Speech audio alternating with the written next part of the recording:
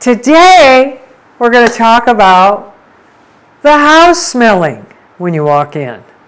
Because how a house smells is important when you're going to be selling. That's our topic, because smelling is one of the most important senses.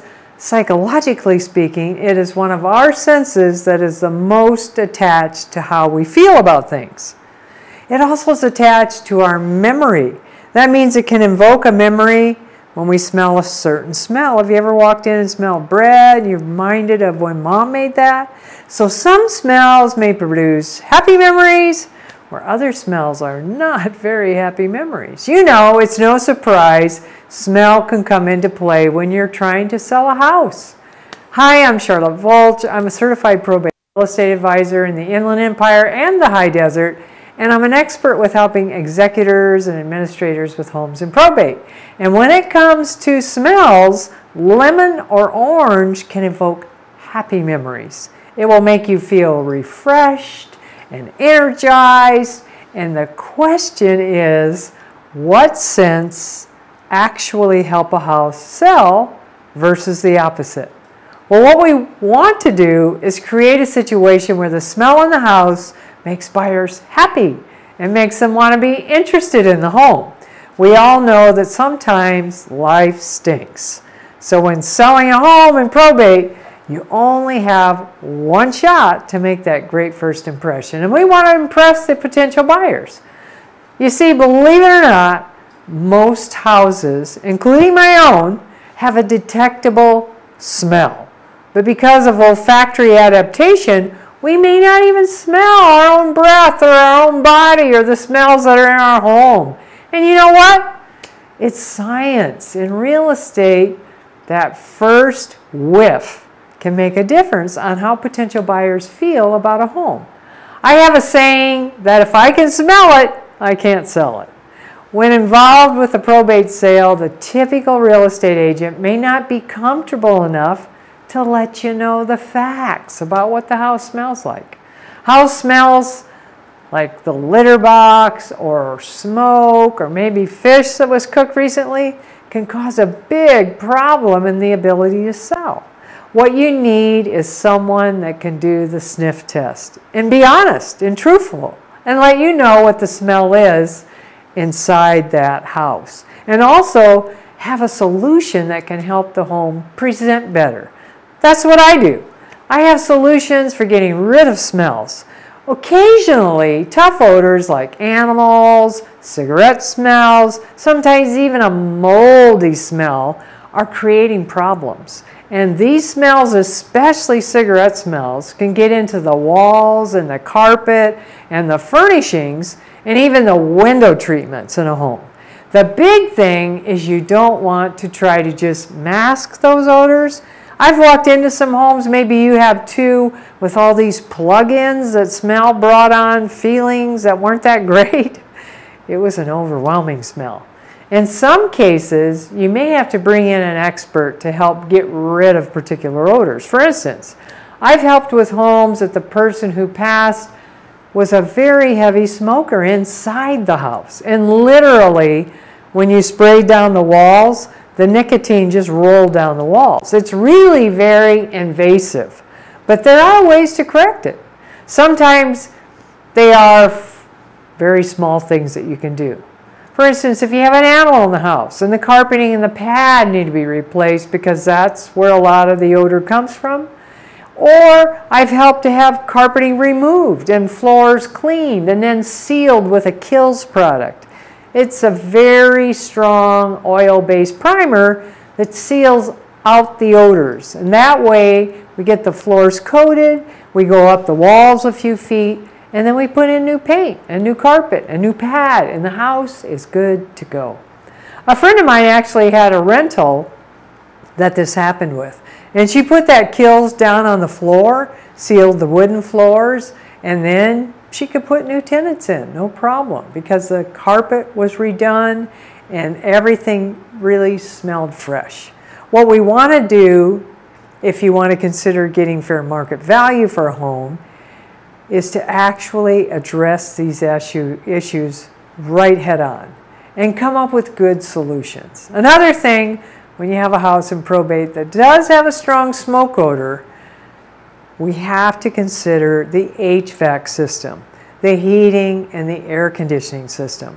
That smoke will get everywhere. It gets into the ducts of the heating system, and all of that needs to be addressed. So in a heavy case, the heating coils, all of the ducts need to be cleaned. A new furnace filter needs to be installed. It all needs to be addressed in order to really alleviate that smell. I was helping with a probate in San Bernardino a few years ago, and the brother had smoked inside the home. And when I met with my client Javier for an initial consultation, we actually had to sit outside because it was very pervasive in the house. And Javier felt really comfortable that I had ideas for him on how we could address this problem. Removing the carpet, removing the pads, sealing the floors, sealing the walls with kills, cleaning the HVAC system, washing the windows. We had to wash everything. Well, not me. Other people would help to do that. But I was in charge of directing that. And I picked the paint colors. I helped to provide access for the carpeting company and the carpet installation. And when we were all done, we had everything addressed in the details, and it only cost about $40,000 to $50,000. Now, I know that sounds like a lot, and it's usually not that much, but this house actually called for much more than your typical home. Ultimately, what happened is the estate actually made over $100,000 more, including the repair costs, than if we would have just put it on the market with that smoke smell in the whole house and sold it as is. It would have sold for $150,000 less than what Javier was able to obtain for the estate with my help. Now here's a little tip. Did you know that studies show that a house that has strong odors, including smoke, typically sell for over 25% less? And that's because it's very difficult for a traditional buyer to see and smell what the home potential could be. See, what happens is once they walk into that type of home, that smell, like they walk right out. It just really scares them. So the other thing that we can do, and I've done this, is use an ozone generator. So once the walls are scrubbed, the floors are scrubbed, everything has been scrubbed down as much as possible to remove the actual nicotine, then I can bring in an ozone generator. It's the same kind of thing that hotels use in rooms where someone has smoked where they shouldn't have, inside the room, and it really works. I don't know how it works, but it changes the molecular chemistry and helps to remove any lingering smoke smell after we clean everything. So in a typical probate home that has odors, I think it's really important that everything be cleaned. The only time I don't recommend to bring it in the cleaners and bring it all up to top notch is when the house is in such a total fixer state that it's definitely going to sell to an investor. And there are times when situations are like that, but I'm going to provide all the options and approximately what it will cost to do the options that I offer. The personal representative makes the final choice. And sometimes they simply choose to sell it the way it is, and that's okay. That is the only time I do not recommend having the home cleaned. The whole point is to make sure whatever odor is there, that it doesn't get sealed into the wooden floors or the drywall of the home. In the case of Javier, he couldn't believe that my plan of getting rid of all that smoke smell in the house and deodorizing the house worked, and the house actually smelled good. More repairs were done on that home, and we soon put it on the market as a probate sale, and the house was purchased by a young couple that wanted to live in that area. And Javier was really happy that he didn't make that quick decision to simply sell the house just as it was to an investor. The bottom line is that smells can be a major deterrent to selling a home. Investing in removing the smell is a way to sell a probate property for way more than you would if you just leave it the way it is. It increases the home's marketability, and the value. And also, it just gives it a better appeal. So if possible, if there are funds available in the estate, don't be afraid to spend a little on carpet and paint and cleaning.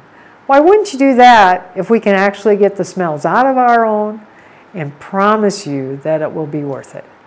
Thanks for watching. Please hit that like button, hit the subscribe, and ring the bell so you get notified of my videos all about probate real estate. You won't want to miss any.